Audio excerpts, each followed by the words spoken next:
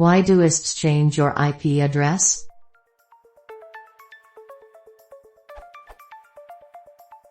Is there any specific reason an ISP will need to change your IP address? What is the purpose of a dynamic IP versus a static IP? For me, it seems to happen every 6 months, while for someone I know, it does once a week.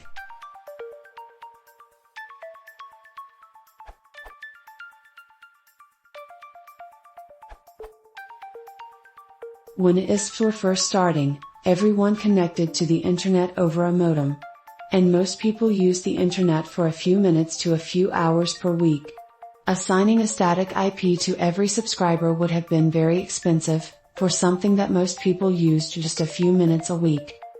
As broadband connections have become more common, the practical reasons for not assigning a static IP have become much less noticeable, as now the majority of connections are always on even when nobody is, actively, using the internet. So there's a bit of a historical reason not to use static IPs. Customers are already accustomed to using dynamic IPs.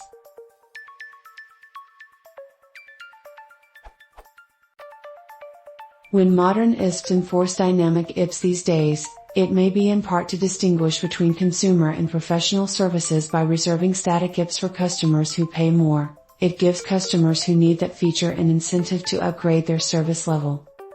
It can also serve as a deterrent for people abusing their consumer-grade service.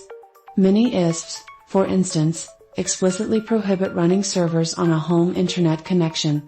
If every home user had a static IP, they'd be more inclined to abuse such terms of service. It's also less of a management problem to assign customers dynamic IPs.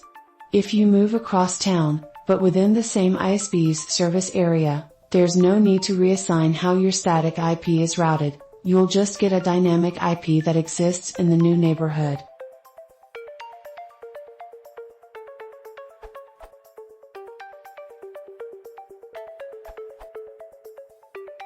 I can only speak from the point of a system administrator with a small to medium-sized network. But this is a complicated topic, so I am going to try to answer in the simplest fashion. The goal of using dynamically assigned IPs is that most clients do not need the benefits of having a static IP. In your question, connections that would need a static IP would be customers that are hosting services like web servers, email, remote desktop, VPN, etc. The reason for this is that in order for machines to find them on the internet, they would need to be able to track back to that IP by looking up the IP via DNS.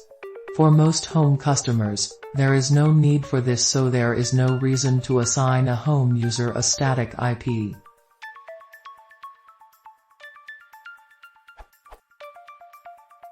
The IP lease time is set by the ISP, and typically if your device is still online and requests a new lease, the ISP will give you back the same IP.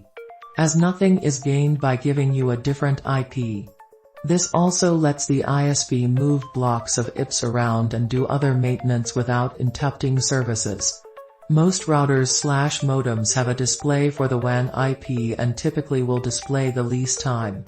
It is usually a few hours to a few days. Odds are, your modem asks for an IP regularly, but the DHCP server simply hands it back the same address. When it has a reason not to, your IP will be updated with whatever new IP is being handed out.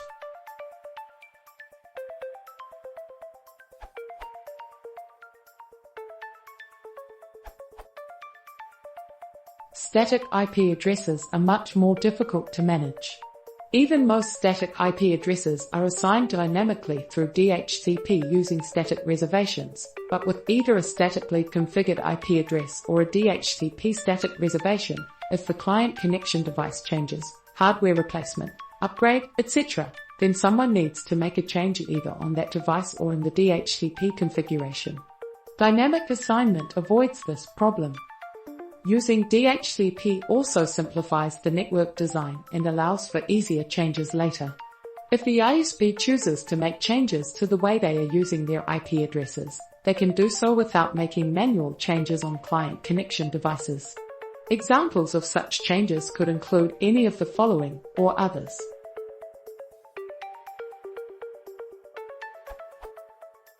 Increasing the size of the network, moving from a /24 network to a /23. Decreasing the size of the network, moving from a /24 to a /25. Changing the network in use entirely, moving from 10.0.0.024 to 192.168.0.024. Changing the gateway IP address. Changing the DNS server addresses. DHCP also allows for the ISP to provide additional configuration to some devices. For instance, if they want to provide images/configuration on a TFTP server, this can be provided to the device through DHCP. Ultimately, it is much easier to manage and provides less complications to administering the network.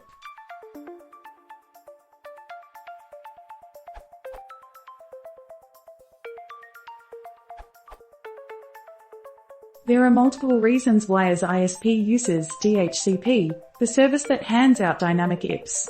They don't need to change your IP. Actually, in most cases, you will get the same one when your lease, how long you keep that address, before it asks for one again, expires. It saves them money. Without going into detail, static IPs require more work to manage. It's scalable. ISPs can add new customers, even more than they have public IPs for.